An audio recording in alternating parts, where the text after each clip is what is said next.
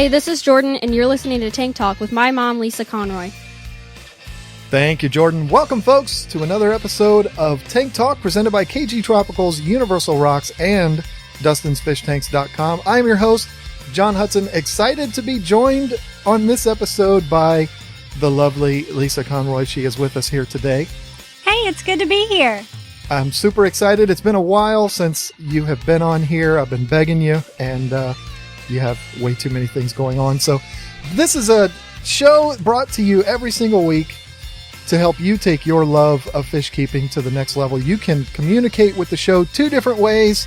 You can either call in on our message line at 1-540-709-1054, or you can email us at kgtropicals@gmail.com. Today's episode is going to be a lot of fun. There's a specific reason why we brought Lisa in here. We're going to talk all about Mbunas. I can't wait to go with it. We're going to go pretty in depth with them. We're going to talk about just about everything there is to know about Mbunas, and I think we're going to have some fun with it. But just like I do every single week, we're going to start off with some announcements, and then we'll move into John's world and even do Lisa's world today, which I'm excited about. So let's get right to it. Okay, so I do have a couple of announcements to make today. They're minor, but one of them I'm really excited about, and that is something new that I've started to do on our YouTube channel, and that is species profiles. If you've been following the channel, you saw that over the weekend I put up the first episode of a species profile, and I did the Venustus cichlid, which I'm really excited about, and it's gotten a lot of views. I mean, it's done pretty well, so I'm excited about that, and a lot of people have been thanking me for that, and it's one of those type of things that has been requested over and over and over again. Not that particular fish, but just species profiles in general. So I'm excited to do that. It's not going to be an every week thing. It's going to be kind of mixed in there with our usual Tank Talk uploads on Sundays, but I think it's going to be fun. I had a blast doing that first episode, and I can't wait to figure out what I'm going to do the next one on. So moving on, there is an announcement about the website. It's something that I realized this morning. The website, KGTropicals.com. I have on there the Amazon affiliate links, which you are aware of. I talk about them all the time. It's a great way for you to help to support this show and support us as a business by going on to the website and clicking on one of these Amazon affiliate links and purchasing your products that way. Or even if you're buying anything, doing your Christmas shopping, whatever, you can click on one of these links and go through to Amazon that way. And anything you put in your cart is going to be credited to us, even if you take the original product out. But that's not what we're here to talk about. What I realized this morning was that for some reason, well, I know what the reason is now, but a lot of the products have been taken off of the website. And what it is, I didn't realize that this happened until this morning. Amazon sells products for other people. They don't own all of these products, obviously. They fulfill orders for other companies. And so what happens is a company will go to Amazon and say, hey, I'm going to sell this particular fish food, and I've got 20 of them. And so Amazon will put up a ad for that particular product with an inventory of 20. And once 20 are sold, it won't still be there with just an inventory of 0. The ad will just completely disappear. And so when that happens on the website, that particular ad turns into just like a shop button for Amazon. And so if you look at the fish food button or the fish food page on our aquarium supplies section on the website, there's a whole bunch of just shop buttons, and it looks really tacky. I didn't even realize that happened until this morning, and I tried fixing it early this morning, and for some reason something's going on with the website and it wouldn't allow me to do it. It was my website, not Amazon. So I'm working on it. I'm going to get that fixed, hopefully by the end of the day. So that's it. That's all I have to announce. So let's go ahead and move on to John's World. John's World! All right. John's World is another one of those good news, bad news situations here. The first part is good news. Very excited about something that happened last night, and Lisa and I were both a part of it, which was really fun. And that is that our YouTube channel eclipsed the 20,000 subscriber mark last night. What time was it? It was like, I don't know, 8 o'clock? yeah, somewhere around there. 8, yeah. It was one of those things where I was sitting in the recliner. Shocker, I know. And I was sitting there and I just constantly pushed the refresh button, and then it finally happened, and it was exciting. It went from 19,997 to 20,001. I mean, it just happened like one shot. It went like that. And so that was exciting. I know that it's not quite the excitement that my friend Joey Mullen had when he got past the 100,000 mark. But you know what? I never anticipated when we started the YouTube channel out of the garage. It was just me. It was just me showing our fish.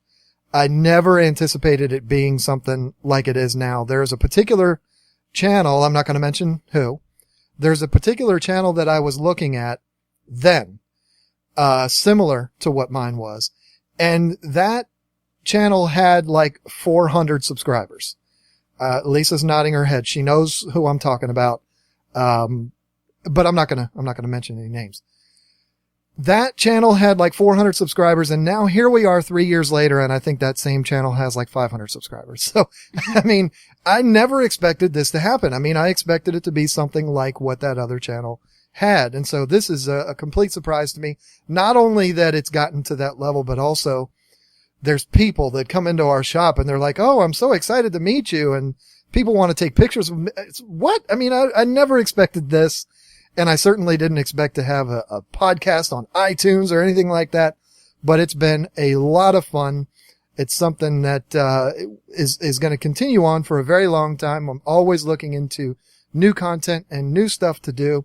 So to get to 20,000 subscribers was a really big deal. And, I think all of us were sitting in the room last night when it happened. There might have been a kid or two that wasn't in the room, but it was good. And so that's the good news. The bad news is that tonight it is December 9th, and tonight is the final episode of what is one of my favorite shows of all time, and that would be Sons of Anarchy. Lisa's going to say something. I haven't got to watch this season yet. I wanted to wait to see everything all at one time because every week I get into that role of, oh my God, I can't wait till next week. And I didn't want to do that to myself, especially knowing that this season was going to end. But yeah, I'm going to go ahead and watch it when we're all over and done with. And I'm probably going to watch the final season again with her. This is a show that her and I both watched, but we've never watched it together.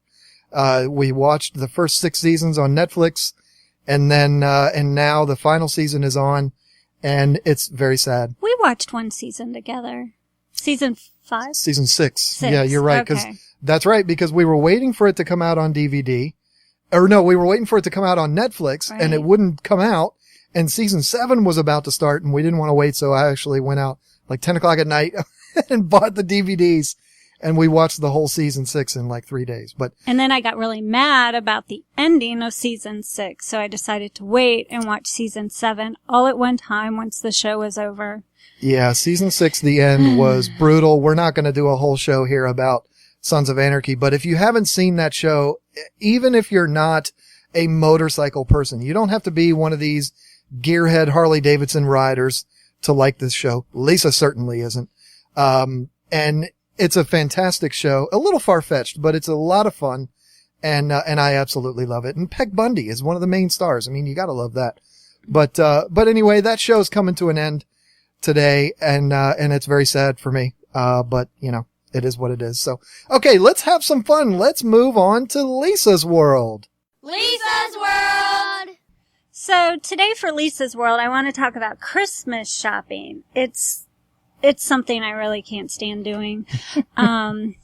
It's not as much fun as it used to be when the kids were small. Having to deal with teenagers, you have to get particular things. It's one of those things where, do you get them gift cards because you don't want to waste money and buy them something they don't want? Or do you want to, go ahead and just buy them something, take it back?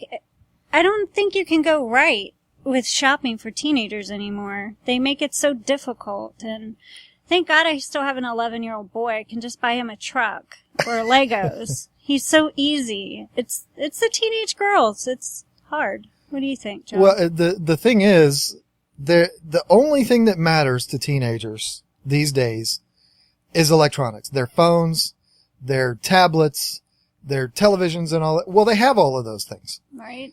And so you're right. It's like, you're not going to go and get them another phone. Thank God. You're not going to go and get them another iPad. They already have those.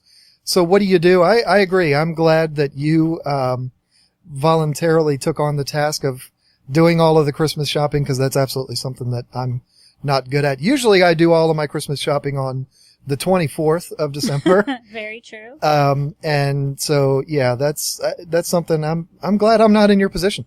I think this year I'm just going to get stockings for everybody and stuff them with iTunes cards. That'll make them perfectly happy. And get them a couple of gift cards to clothing places or something like that, and they'll be thrilled. But they're not pretty under the tree. Well, that's true. We don't even have the tree up yet. It's December 9th. We don't have the tree up yet. We have a puppy, and we can't do it. She's a rotten beagle. She kind of ruins Christmas as far as the tree goes, so we're kind of just leaving it down for now, and we'll have it up for a week or two. It'll look nice, and we'll make it We'll get it Christmas spirity. And we will be sure to keep you updated on Lisa's progress of Christmas shopping too. Yeah. I'm joking, of course. So thank you.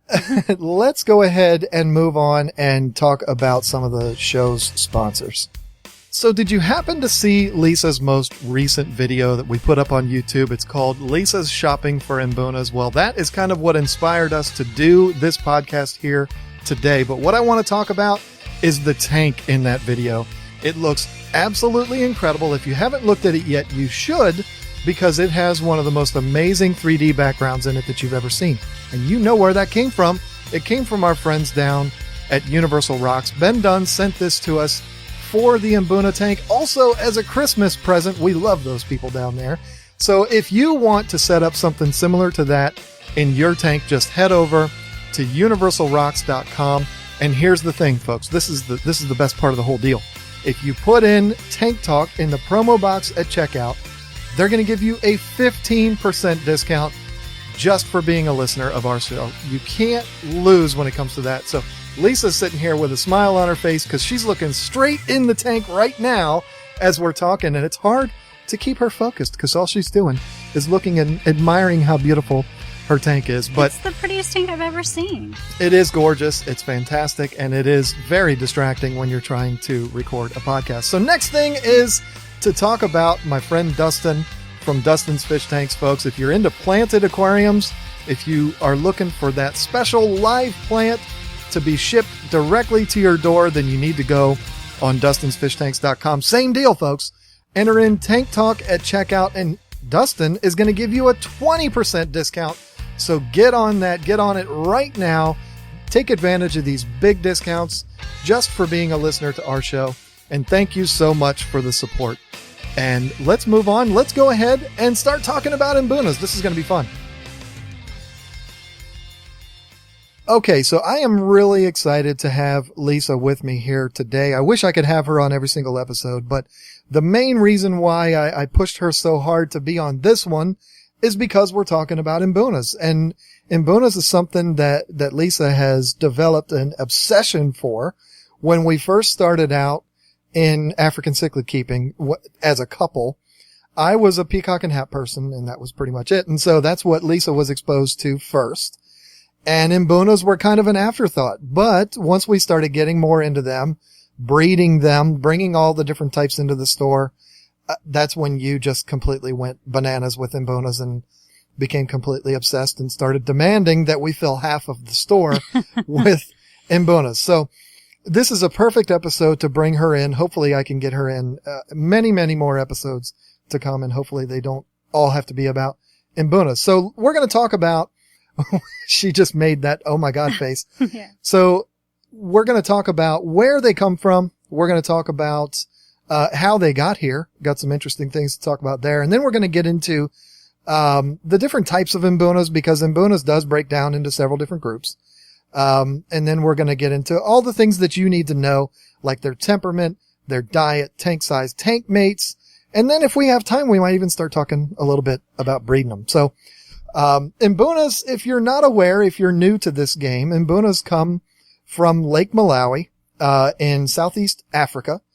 And it is one of the 3 rift lakes. And again, if you're new to this, or 3 main rift lakes, I'm sorry, there's more than just 3, but, if you're new to this and you think lake, you might be thinking small body of water. I mean, if you imagine lakes, you usually think about it's something that you can see to the other side. I've never been to Lake Malawi. I can't wait to talk to my friend Mark Bolton, who just went there, but I've never been there, but I've seen plenty of video coverage of people, including Mark, on the shores of Lake Malawi, and you can't see land on the other side. I mean, it's almost like you're at the ocean. There's waves and everything. I mean, it's crazy. The beach there, it looks like a river or an ocean. The lake is so big. It's 11,000 square miles is Lake Malawi. And I should have done some research to compare that to the size of something else to get a better perspective on that. But Lake Malawi is huge. It's not just a little lake behind somebody's house. And that is where these fish originated from. And the word Mbuna has a particular meaning. I will turn to the beautiful Lisa to talk about what the meaning of the word Mbuna is. Mbuna means rock dwellers. They like to swim around in the shallow areas in the water and swim through the little rocks and the little caves. So, yeah, I mean, in nature, that's where you would see them, is in the shallow areas of Lake Malawi. But this is also why you see most Mbuna tanks. If you watch videos on YouTube or whatever, you're going to see people usually have the tanks heavily decorated with a lot of rock formations and little caves and things like that. And this is why the Texas Holy Rock in your tank from Universal Rocks is a perfect deal, because it has all of the holes in there, and they can make their own little caves and claim their little territories. And it's perfect. But a lot of people use, stacks of rocks and things like that. We're going to get into that a little bit later, but.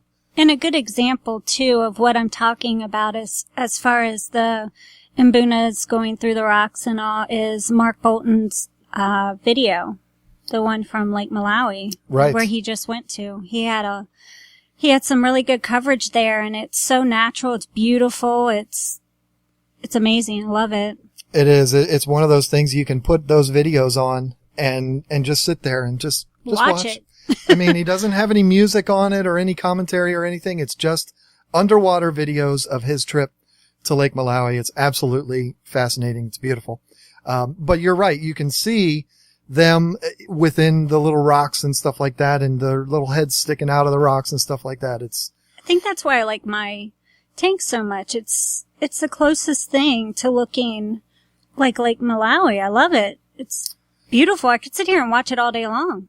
Yeah, but it looks nothing like Lake Malawi, though, because it's a Texas Holy Rock. I understand that, but I'm just saying there's no plants in there. All of the rocks, no. Yeah. I'm just giving you a hard time. Yeah, I mean, it's brighter. in Lake Malawi, most of the rocks are like covered with sand and all of that kind of stuff, so it does look all brown, but no, I'm just picking on you a little bit there. But let's talk about Mbunas coming to this country, because there's a pretty good story about them.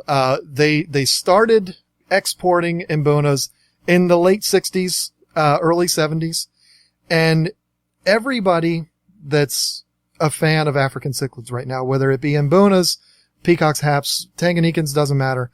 But particularly Lake Malawi fish. I shouldn't have said Tanganyikans. You need to know the name Stuart Grant. If you're not aware of the name yet, you've heard it before, because there's fish named after this guy.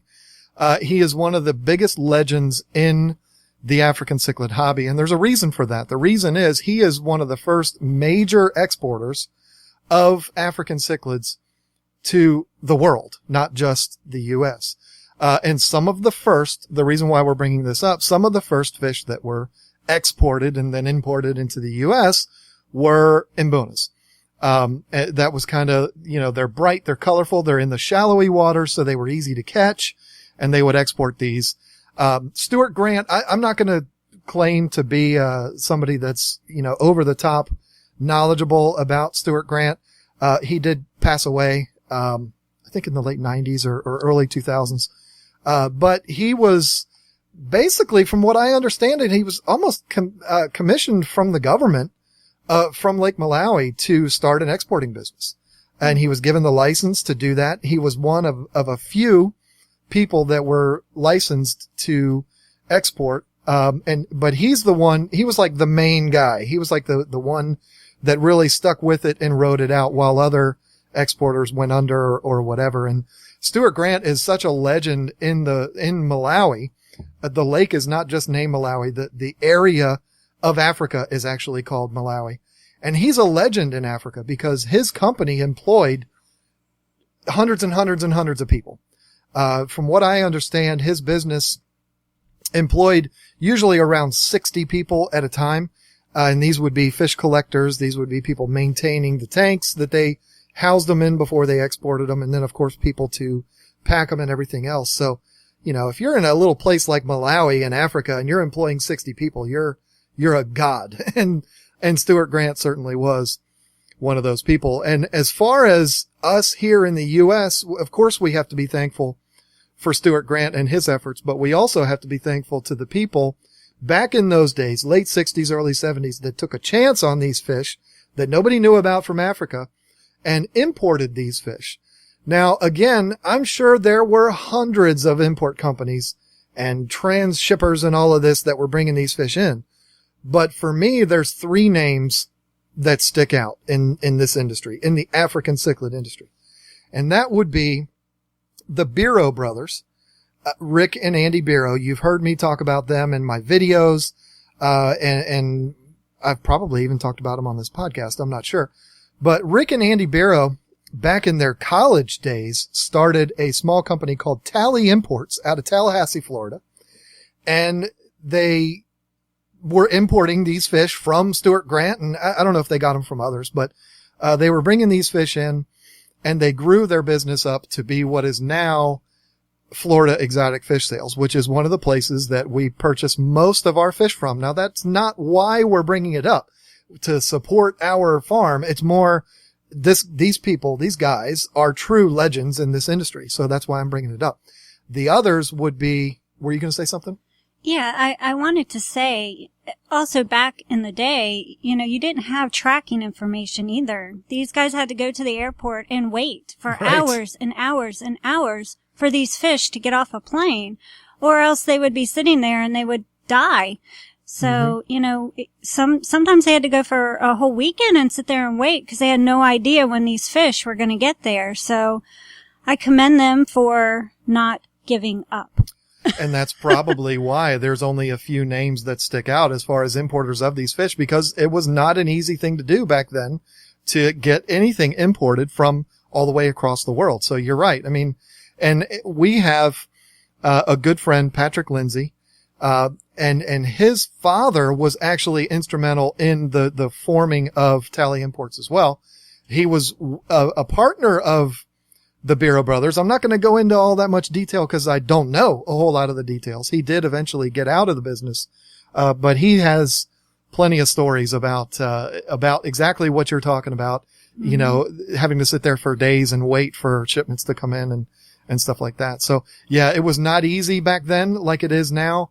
It was definitely a chore. So, but the others that I wanted to talk about, and again, this is just me talking about the people that I know of. I'm sure there's more out there, but the next one would be the Bailey brothers. These are two brothers out of, San Diego, I think is where they were, or San Francisco. Tom and Nevin Bailey. And they started their import business out of their parents' basement. And, they are, along with, the Biro brothers and the next person that we're going to talk to, they're also instrumental in coming up with the process of breeding these fish to be able to produce them in mass numbers and actually make them more available to all of us, and also make them more affordable because they're not having to import them. And so the Bailey brothers, in my opinion, are another one of those legends. And the cool thing about them is that they actually had a podcast for a long time. And it was called Pet Fish Talk. It's two old guys sitting there telling stories about fish and all of that. It was a fascinating podcast. I've listened to hundreds of their episodes. I think they started podcasting when podcasting, nobody even knew what that was. And they went for a long time. I think they shut their podcast down in like 2011 or something. They may have retired. I'm not even sure, but Tom and Nevin Bailey, that's another one. And then the last one that I wanted to talk about is Leif DeMason. This is another guy that we have dealt with, who is another one that is instrumental in the importing and breeding of these fish, going all the way back to the beginning when these fish started coming out. Leif owns a company called Old World Exotics, and they're also out of Homestead, Florida, which is where Florida exotic fish sales are. I guess they're kind of competition with each other, but Leif is one of those guys you've probably heard of him. Of the three people, you've probably heard of Leif because he's been on TV. He's been on that show Fish Tank Kings that was on Nat Geo or whatever channel it was. They went out to his farm and so he was on there and they interviewed him and stuff like that. He is another one that is a legend. Quick quiz. I know you can answer this, but I'm going to ask you as if you don't know. Leif has a fish named after him. I wonder, could it be DeMasoni? I believe that would be one of the all-time favorites of almost everybody in the hobby. The DeMasoni, that is Leif's fish, and, that does kind of, what's the word I'm looking for? That settles the argument of how to pronounce the name of that fish. Look, folks, we all say names wrong, that's for sure. But DeMasoni, I've heard that one pronounced DeMasoni. Oh, I've heard it so many different ways. I think I've even brought it up in other podcasts. It's one of those that bothers me just because I know for a fact the way to pronounce the name of that. And Leif's last name is DeMason. His last name is not DeMason. I know. I was joking about that. I've heard customers say DeMasoni. Oh, we've heard it so many different ways, and that's not the only fish too. I mean, there's a lot of fish out there that people mispronounce, and I know for a fact there's names that I mispronounce. So I do it too. I'm just having a little bit of fun there. So Stuart Grant, the Bureau brothers, the Bailey brothers, and Leif DeMason. If you want to look into a little bit of African cichlid history, this is not just Mbunas. They are instrumental in making all of these fish from Africa available to us. Again, I'm sure there's more. Somebody's going to bring up Ed Koenigs. I mean, of course, Ed is another, I don't know him. I've never met him, but he's another living legend in the African cichlid world for sure.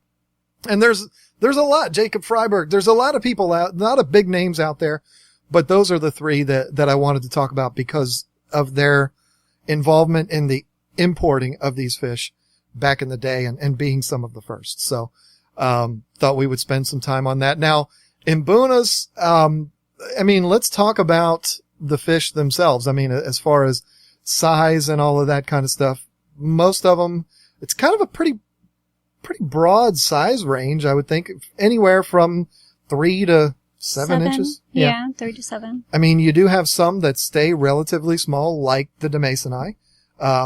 They pack a heavy punch, but they can be little jerks. That's right. But they don't get huge unless you're going to deal with the mandas, the manda blue dolphin, or the giant DeMasoni. That one, they can be bruisers. Oh, yes. And then it goes all the way up to fish like the ACI that get as big as some of your haps out there. So, the size range of these fish is, from teeny tiny to jumbo size. And they are, in my opinion, a lot of people would argue with me on this, but they are a good fish for the beginner African cichlid keeper. I agree with that. I do agree with that. I'm not going to say they're good for the fish keeping beginner, but they're good for somebody who's just coming into African cichlids, mainly because of their size. They don't get huge, and you don't have to have a gigantic tank like you would want to have with peacocks and haps. Now, we're going to talk about tank size a little bit later, but I do think that Mbunas are a good way for the beginner to get into African cichlids, mainly because they possess the colors of saltwater fish. I mean, that's the first thing that people see when they see Mbunas is their colors. And I believe that their colors are actually even more striking than peacocks and haps because of the females. I mean, most of your Demasoni, the females look just as good as the males. I mean, not all of them. Yeah, you could get 20 Mbunas unsexed and throw them in a tank, and you're going to have automatic color. If you do that with unsexed peacocks or haps, you're not going to automatically have that color right away. So, yeah, it's a plus for the Mbunas for sure. Well, and the other big difference too is that the Mbunas display those colors very small. Oh, yes. Where your peacocks and haps, you were talking about unsexed. Your peacocks and haps that are unsexed are just all going to be just kind of blah, kind of brown. Grayish brown, yeah. Right. Where the Mbunas, I mean, most of them will have almost their full color at a very, very small size. So it is that instantaneous gratification, that instant color. And that's what I think draws most people to not just Mbunas, but African cichlids as a whole. Well, one thing I will say about Mbunas, you can get them small. They're cute. They're colorful. They're pretty while they're small. So as they grow, it's almost like a surprise. Some of them change and they get colors that you don't even expect. Like my jewel spot, he is so pretty. He didn't look anything like that when I stuck him in the tank last week, but now he's so different. He's beautiful. Let me tell you something, folks. This woman sitting across from me right now is absolutely obsessed over her little jewel spot. I think I'm going to get a little sound effect of like a dinger, and I'm going to ding every single time she says jewel spot because she's obsessed with this fish. He's amazing. I cannot believe how much he has changed. I thought my PS Longire were the prettiest. That's why I got two, but this jewel spot he's on point. He is gorgeous. I'm looking at him right now. And see, now Lisa just brought up another good one that she says PS Longire, and I say Longwar. There's another one where people dispute the way you pronounce names. Tomato. There you go. And I'm actually sitting here looking at my Demasoni right now. Okay. My Demasoni. Come on. I haven't lost it, folks. All right. So first things first, let's talk a little bit about the differences not the differences, but there are different types of Mbunas. Mbunas break down into several different groups, different from peacocks. Peacocks, I mean, I guess if you wanted to get technical, you could say, you could break them down by Jacob Freibergei and Stuart Grant and all of these. But generally, peacocks are all Elanocara. I mean, they're all under that umbrella. Where in Mbunas, you have a whole different list of different types that are available out there. Some of the more popular ones, here's another one that might get mispronounced. I've always called it Metroclima, which would be your zebras, things like that. I believe it's actually pronounced Metriaclima, but I've always said Metroclima. And you know the way it is. The first time you hear something pronounced, that's the way it sounds to you forever. But Metriaclima would be one of the kind of most common, I would say. That one and Libidochromis would be the two that are probably the most common. And the main reason for that is because you've got zebras and you've got yellow labs. Yellow labs probably are the most common. Yes. Most common in Mbuna. And then red zebras and cobalt blue zebras. Those two are definitely two of the most popular. And then you have things like Labiotropheus, Pseudotropheus, Cenotilapia. There's a whole lot of different types of Mbunas. And one of the things, as we kind of expand here and move on to talking about these fish's temperament, one of the things that you will see people say, and Lisa will argue this to the death, and so will I, is that you should not mix these different types. You should not put Metriaclima with Libidochromis, or you shouldn't put Pseudotropheus with Labiotropheus. Now, the rule book might say that, and even some of the foremost experts might say that, but I don't say that. I don't say it either. I mean, seriously, do you go to Lake Malawi and see these fish segregated into different areas of Lake Malawi? No. They're all together. They swim together. They probably breed together. Come on. So I think that the main reason why a lot of people say that is the breeding debate. I think that when you do get them crossbreeding, there are those people out there that, just totally frown on that. And they say that crossbreeding ruins the hobby and all of this. I think that is where that argument stems from. But I don't buy that either. So you can't control that out in the wild. That's true. Now, Mbunas, though, they are a little bit more selective over who they breed with than your peacocks and haps. I mean, we know that as fact. Generally, they're gonna stick with their own kind, but you can't guarantee that. You put a bunch of these fish together, you mix them all up, and you got males and females together. You can't guarantee that they're gonna only spawn, the orange fish are only gonna spawn with other orange fish. It probably will happen, but you can't guarantee that. And I think that that's why. Well, I've seen it happen.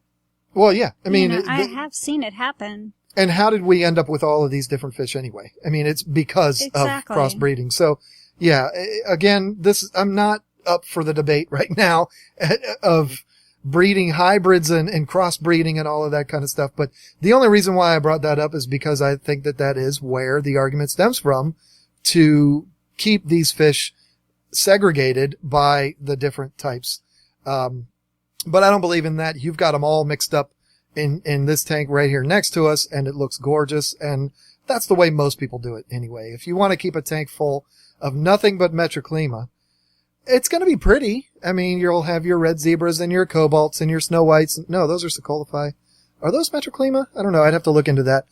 But you wouldn't have the big variations in shapes and all of that. You would just have different colors, and that would be kind of a boring tank. So just about everybody that I know mixes them all together, and there's no real problems. But we need to talk about these fish's attitudes, because they have attitudes. My fish all get along. Well, yeah, they do. Look, that is a beautiful tank right there. You guys can't see it, but my fish are not fighting. They're happy. They're not being aggressive. They're all getting along. They are, but I mean, to play devil's advocate here, they are young. Yes. They're still small. They have not matured yet, and they have not really been given the opportunity to develop these attitudes. But we know that these fish are highly aggressive. And if I was to classify the three groups from Malawi, peacocks, haps, and Mbunas, I would call them the most aggressive group. I agree. They are. They're young. They're not ready to breed yet, so they don't have a whole lot to fight over.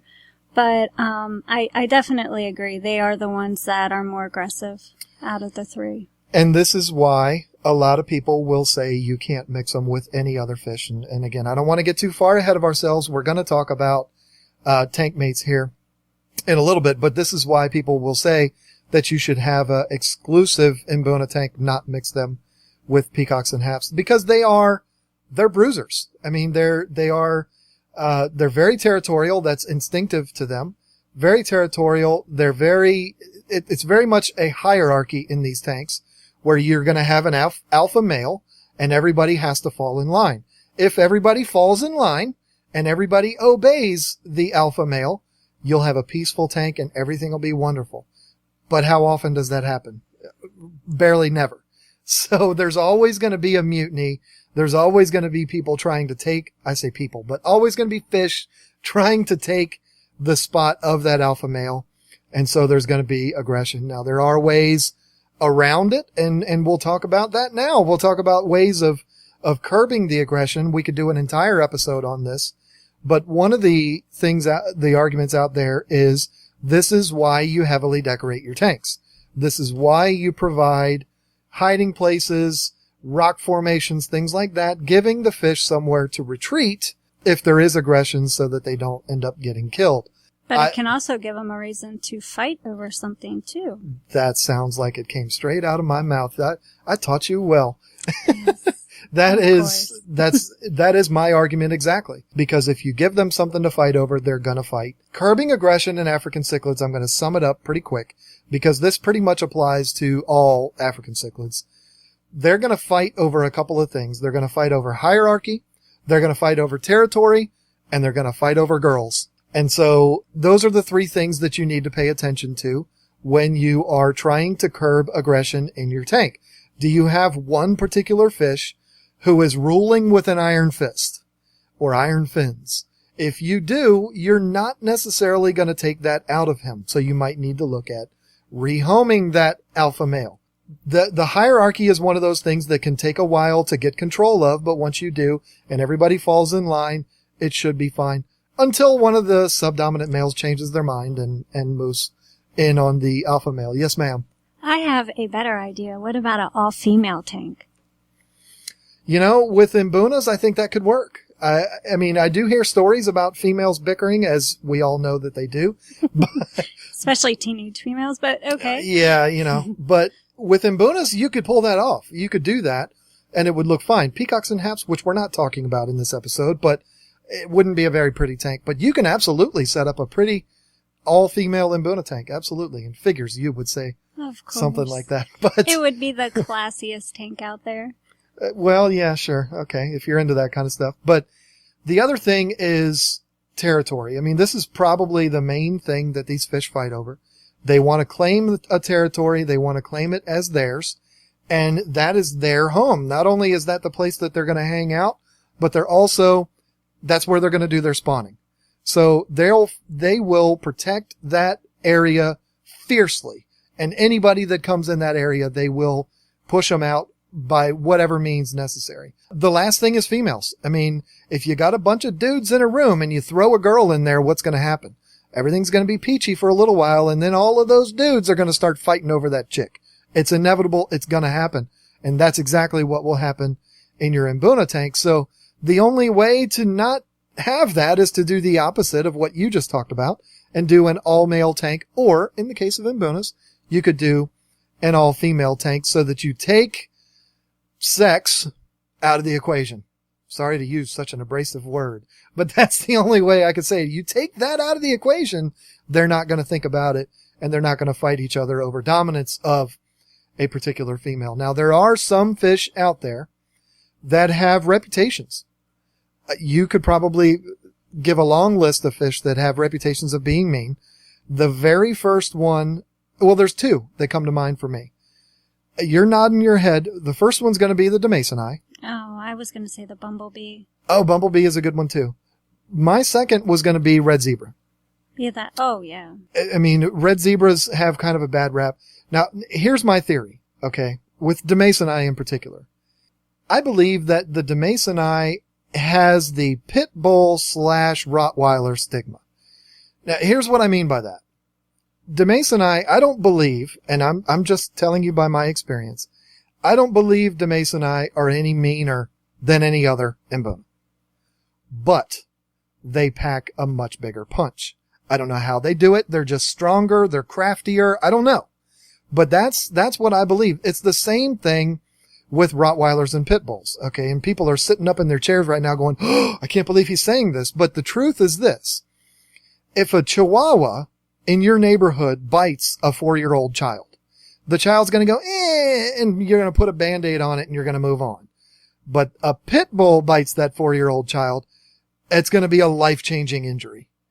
And we all know that. It doesn't mean that the pit bull is any meaner than that little Chihuahua is. It just means that that pit bull, when it bites somebody, it does damage because it's a big monster of a dog with an incredibly powerful jaw. But it has the same temperament. It displayed the same temperament as that Chihuahua did. I believe, and I could be wrong, but I believe that with Demasoni in particular, that is the case. I don't think that they're any meaner than any other fish, but that they just pack a punch. I don't know how they do it, but that's just been from my experience and from me observing the fish. That's what I believe goes on here. People might argue with me, and that's fine. We can disagree and still be friends, but that's the way that I look at it with them.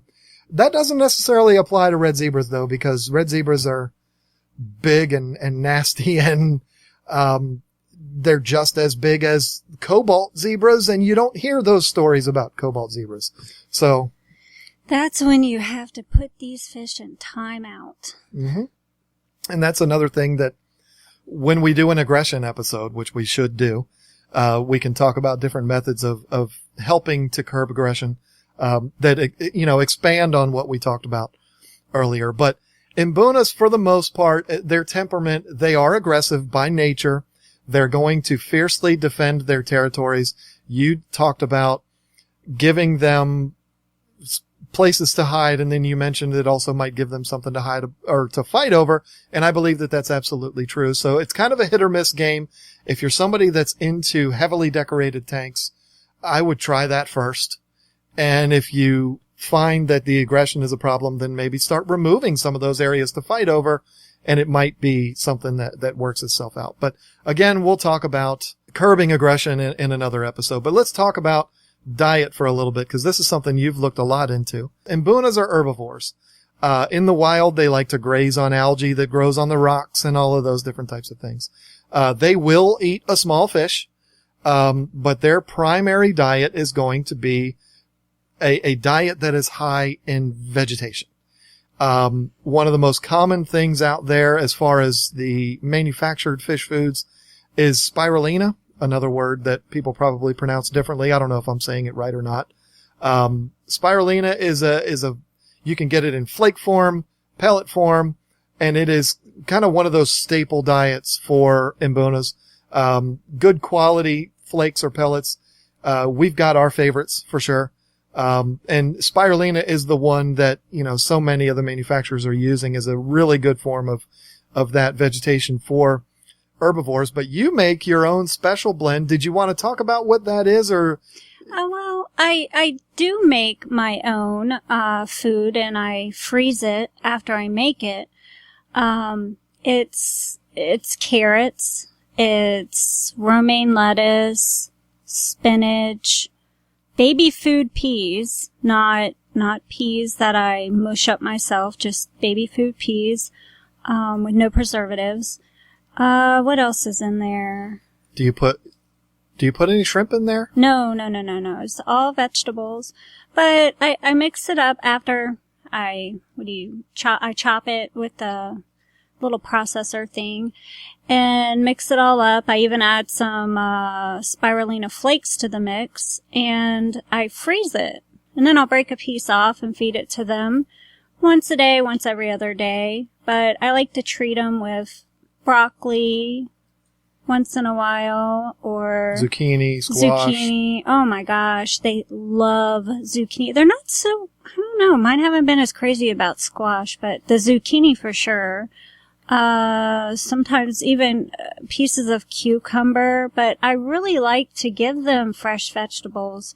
And just the past few days since I've brought these guys home, they've been just, their colors are popping. And I feed them well at the store, but as well as I do, when you have your own tank at home, you're gonna spend more time with them, and you're gonna show them a little bit more love and be more particular as far as their diet goes. So they're absolutely beautiful, and I think that a lot of that has to do with what I'm feeding them. Well, yeah, I mean, talking about these fish in particular, it certainly is. You're feeding them good. You're feeding them a lot. But it's also, and this applies to our store just like it would apply to any other pet store. The water quality in that aquarium sitting in front of you is much better than that in the store. And it's because there's 220 tanks in there. There's just the two of us. So we maintain the tanks very well in there, but not nearly as well as we do this one. So. Well, and another thing, I wanted to make sure I mentioned is that as far as the Mbunas go, the digestive tract is, very long, and they have to have a proper diet so that they digest their food properly. So they do need to have vegetables. They need to eat smaller amounts. Fiber. Yes, like 3-4 times a day. Not a lot, just small amounts so they digest it better. So that's also something you want to keep in mind if you have an all-Mbuna tank. You don't have to worry about feeding them the same way as you would if you had peacocks and haps in there. You can do strictly herbivore diet. High in vegetation, spirulina would be the most common one out there, and you don't have to look hard to find food with spirulina in it. I mean, it's everywhere. It's not hard to find at all. It is there. We do have a couple of we have cobalt flakes on our website advertised through the Amazon affiliate links that we use that every day in the shop. That's what you're feeding these fish. It's good stuff. Yeah, it's great. And, it's a formula that's almost specifically made for Mbunas. So, definitely a huge fan of that. And I've actually been told by the fish farms and stuff like that, a good quality flake is absolutely ideal for these fish, particularly when they're small. Now, when they get big, then, they're just going to make a huge mess with the flakes and all of that. But the fun thing with Mbunas is that you can experiment and make your own foods, cram up a whole bunch of, vegetables and get yourself a binder like gelatin or baby food like you talked about. The baby food peas Right. was my binder. It's perfect. And you freeze it up and throw it in there. And it's almost like feeding a big bone to a dog. I mean, giving a ham bone to a dog. And that brings me to my next point.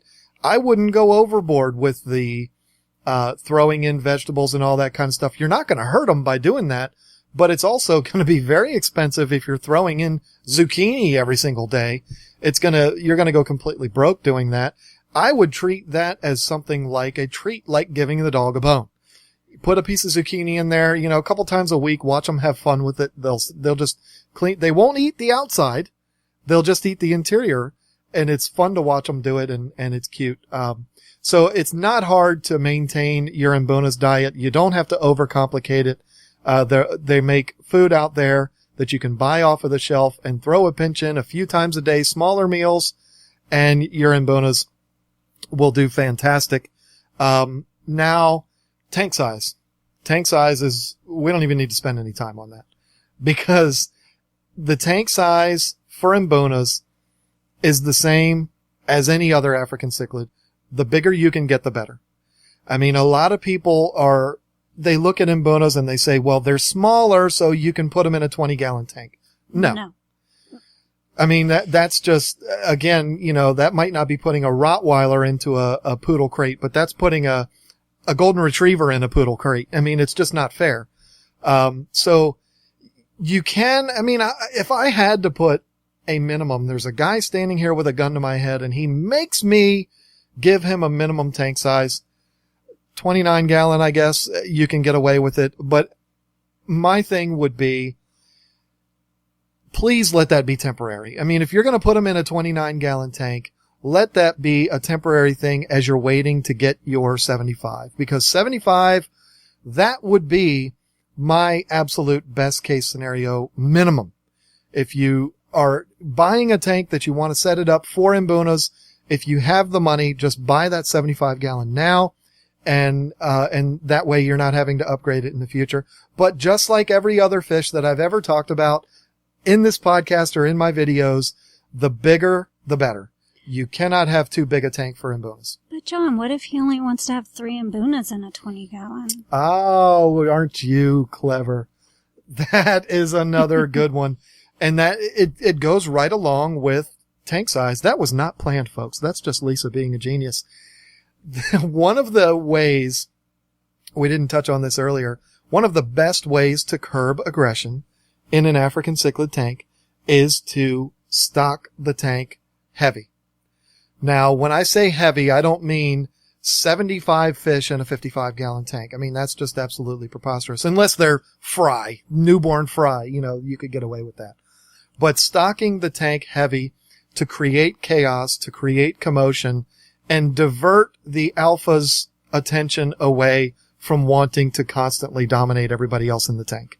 So it's very smart that you brought that up, because that is a big thing.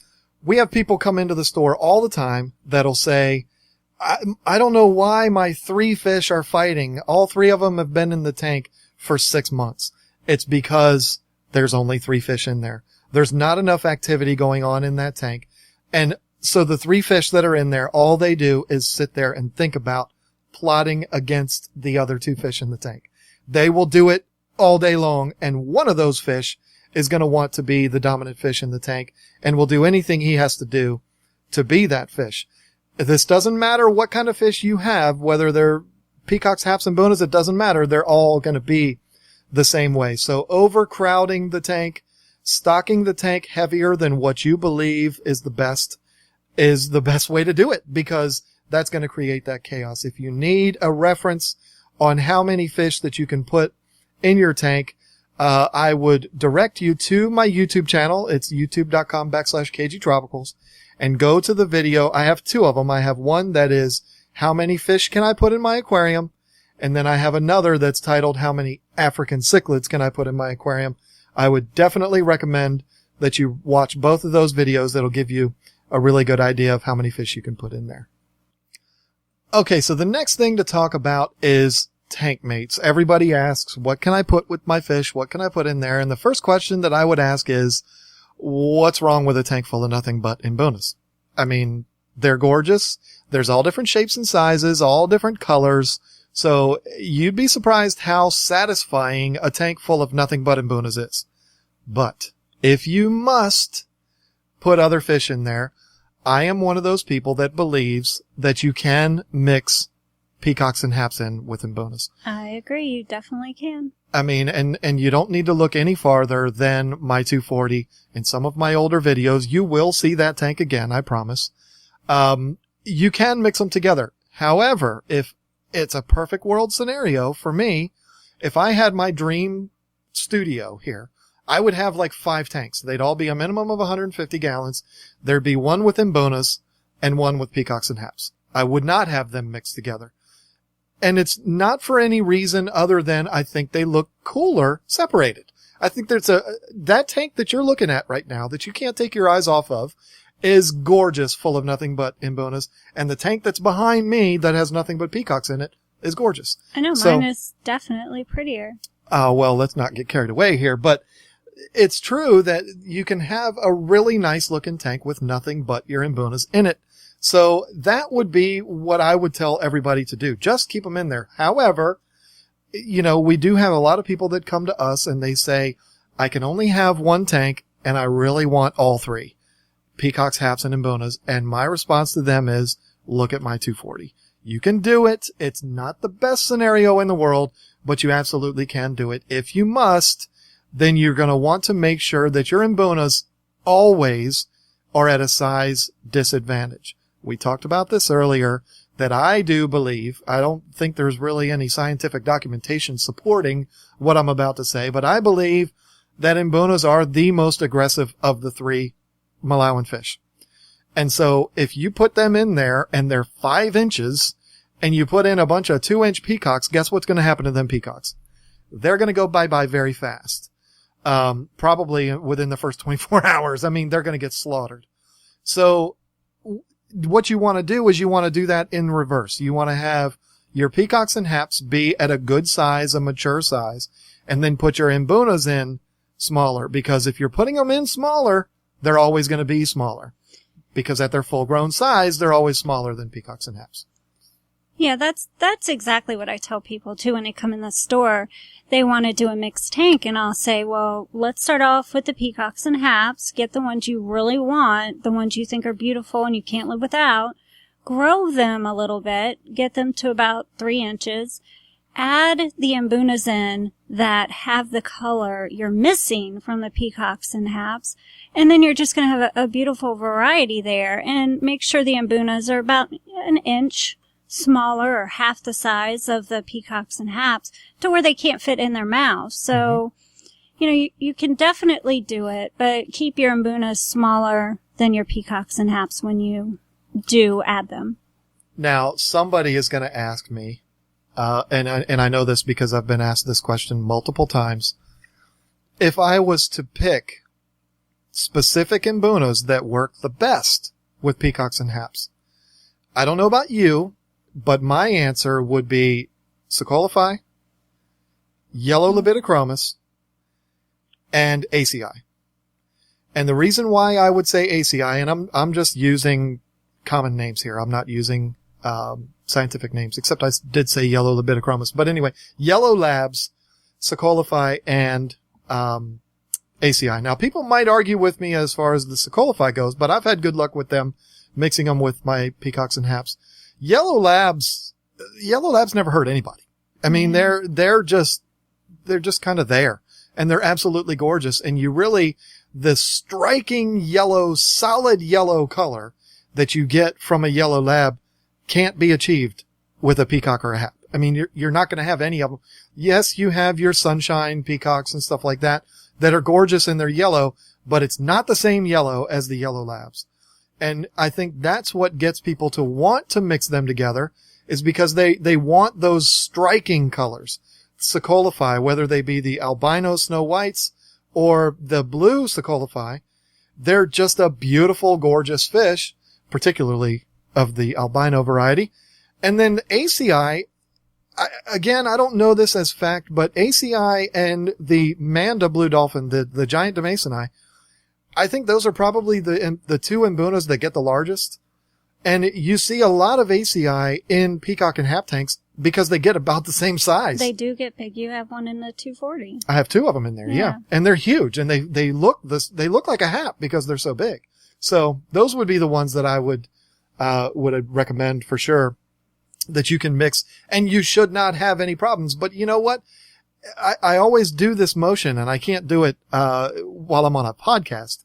But I do the motion where you put your hand up beside your head. I'm doing it right now, like as if you can see me, where it looks like you're rolling the dice and you're getting ready to roll dice on a craps table. I always use that when I'm telling people this entire game of fish keeping is a roll of the dice. And I put my hand up and I do that motion because you never know. I mean, you could buy a tank full of guppies and they all kill each other. I mean, it doesn't matter what kind of fish you have. It is a risk. You put these fish together and they might not get along. And a lot of times there is nothing you can do about it. So you have to be aware of that. And so, you get somebody that has a peacock and hap tank and they throw a couple of yellow labs in there because they heard what I just said and the yellow labs kill everything in the tank. It's far-fetched. I couldn't see that happening. But if it did, then, don't come yelling at me saying I killed all of your fish in your tank. So, tank mates, I mean, the best case scenario, just keep it all in Mbunas. It's a beautiful tank. Watch Lisa's tank as she continues on with her Mbuna series. Watch as these guys grow. You'll see how gorgeous they are. Just keep them by themselves and don't worry about mixing them with everybody else. But if you have to, just make sure that they're smaller. And then, I guess we could talk about algae eaters. I mean, people are going to ask about algae control. Plecos. Just standard plecos. Yeah. Not the bristle nose that's the ancistrus that stay really small. Not those. Your standard plecos. We've had very good success mixing them in with Mbunas. They can tolerate the water parameters. They can tolerate the aggression from the Mbunas. If there is, that's right. That's right. The plecos have kind of that little shield of armor almost around them. It's like they're wearing a suit of armor, and they can take a pretty good beating. We've never really seen Mbunas beat up a pleco. At least I haven't. No, so I've seen an Mbuna beat up an algae eater, so I know not to do that. Like the Chinese algae eaters you're talking about. Yeah. Well, I knew that anyway. It's just I forgot that algae eater was in that tank, and he got killed pretty fast. Yeah, but those Chinese algae eaters, they can throw a punch right back at those Mbunas too, though. But, plecos, if you do have to mix them in there, I mean, you have to understand plecos are catfish. And so, yes, they do graze algae, but they will eat anything they can fit in their mouth. And so if you have fry in there, you wouldn't think it, but a pleco will eat anything it can eat. This is why if you have a dead fish, how many times have you found a dead fish and your pleco's sitting there sucking on that dead fish? They'll eat whatever they can get their little sucker on. So, but if you do need help with algae control, a standard plecostomus is a great choice if your tank is big enough. Remember, be nice to the fish and put them in a big tank. And make sure he's a decent sized pleco, not a little pleco where they'll, go beat him up. That's right. That's right. So, and that's another episode we could talk for an entire hour on is algae control. So let's talk briefly, because we are already, probably after, as many times as you've messed up in this recording, as many times as I'm going to have to edit. Okay. It's the timer is showing us at over an hour, but after the edits, I don't know how long it's going to be, but let's touch on breeding real quick. There's a lot of different ways out there that people will tell you, the easiest and best ways to breed Mbunas. And what a lot of people will say is that they will stick with their own kind. I do know that to be true. I know people that have red top hongies mixed in with, I don't know, ACI. I don't know. I'm just coming up with two different names. And the two spawn with each other, not with each other, but they spawn within their own kind and they get pure-blooded fry out of it. That's fine. But to me, I think the best way and the most foolproof way to breed these fish is to have them alone, not a couple, a colony of these fish, have them one type of fish in the tank and have that be the only fish. If you decide that you want to breed the elongatus jewel spot, you put nothing but jewel spots in the tank. You put a dozen of them or so in a good sized tank and let them do their thing, and they will do it. They are maternal mouth brooders, so the female is going to take the eggs into her mouth and hold them for 18 to 21 days. So you need to be prepared. When that happens, you need to know what it is that you're going to do with the fry. I've done an entire episode of this podcast on breeding fish. I don't know the number of it, but if you look back, it was a 2-part series I did on breeding fish. One was exclusively about African cichlids. So I would recommend that you go back and listen to that episode if you really want to know how to breed them. But these are very easy fish to breed. I mean, it's not something that you have to be, under laboratory conditions and have to have everything absolutely perfect. They're very easy to breed. Basically, all you have to do is do your job as a fish keeper. Put them in the tank. Make sure you have boys and girls in there and keep the water clean, keep them well fed, and they will eventually do it. They will overrun your tank too. That's right. They breed in big numbers, and these are not, fish that produce one fish at a time, one little pup. I mean, a grown, mature adult will easily spawn 30, 40 free swimming fry from each spawning. So, you can be overrun with them really quick. Again, I recommend to you that you listen to that episode because there's a lot of things to think about before getting into breeding, cause it can get out of control really fast. And next thing you know, you're flat broke because your breeding operation took you to a store and you put all your money into opening up a tropical fish store. Yeah. But it can get out of control, but it also is an absolute blast. And it's something that I would recommend anybody try just as a way of adding to the hobby or expanding on the hobby. It's not hard to do. Put some boys and girls together. Make sure you just keep them one species in the tank so you don't have confusion. And keep the water clean, keep them well fed, and they will give you babies. Well, that's if you want to breed them and sell them.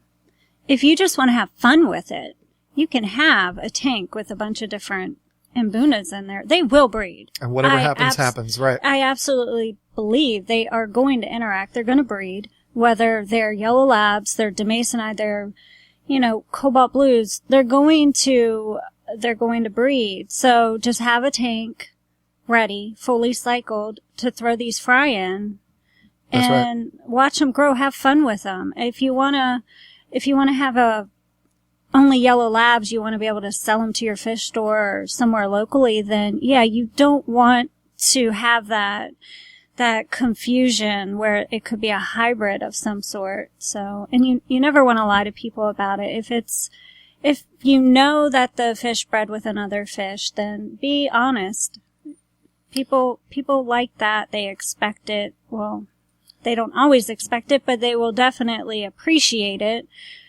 And, be honest about that too. Well, and you almost have to be honest. I mean, we've had it happen before where you have somebody that brings in a bucket full of fish and you say, well, what are these? And they say, I don't know.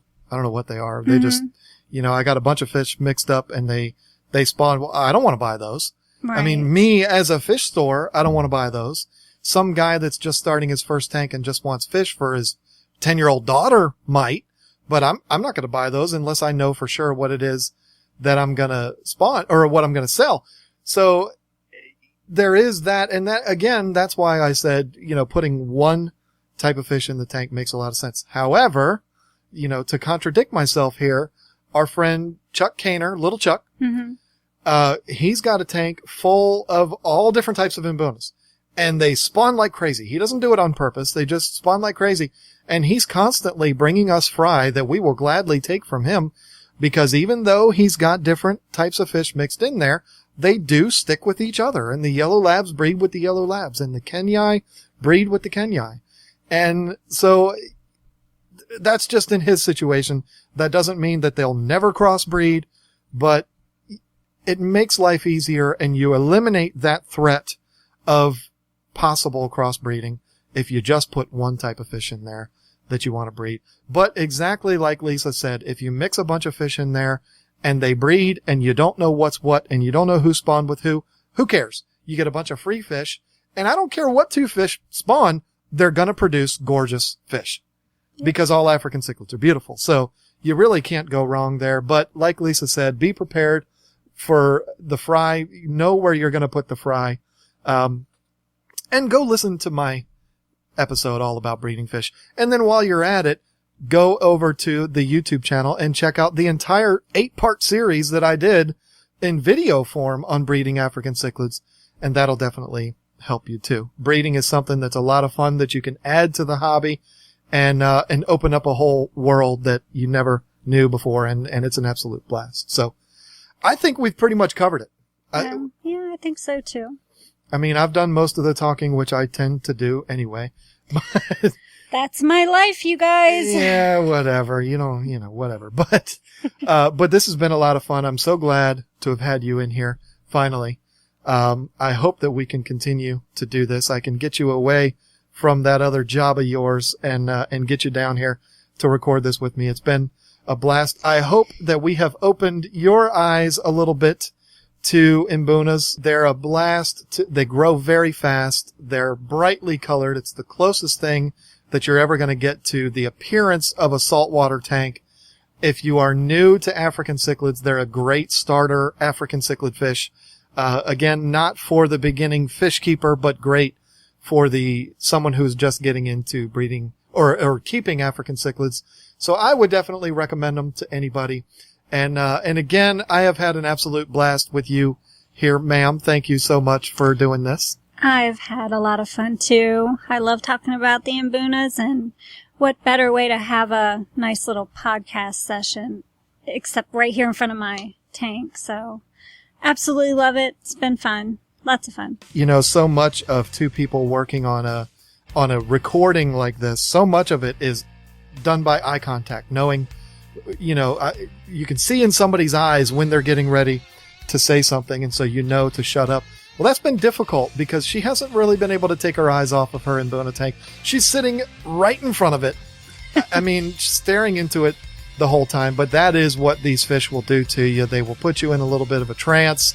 There's nothing that'll make your day brighter if you've had a bad day at work than to come home and see these fish. And one of the coolest things about them, all Africans do this, but they will greet you at the front of the glass and go absolutely crazy like a dog wagging its tail when you walk up to the tank because they believe that you're going to feed them. But you believe that they're excited to see you, but they're really not. They just want you to feed them. So, but this has been a blast. I really appreciate everyone taking the time to listen to this. And if you could, please don't forget to support our sponsors, universalrocks.com, dustinsfishtanks.com, and of course, KGTropicals. Wow, my company, I stumbled on that one. Don't forget that with Universal Rocks and dustinsfishtanks.com, if you enter Tank Talk in the promo box at checkout, you get a huge discount. Thanks again so much for listening. And Lisa, thank you again, ma'am. Thank you. And we will talk to you next week.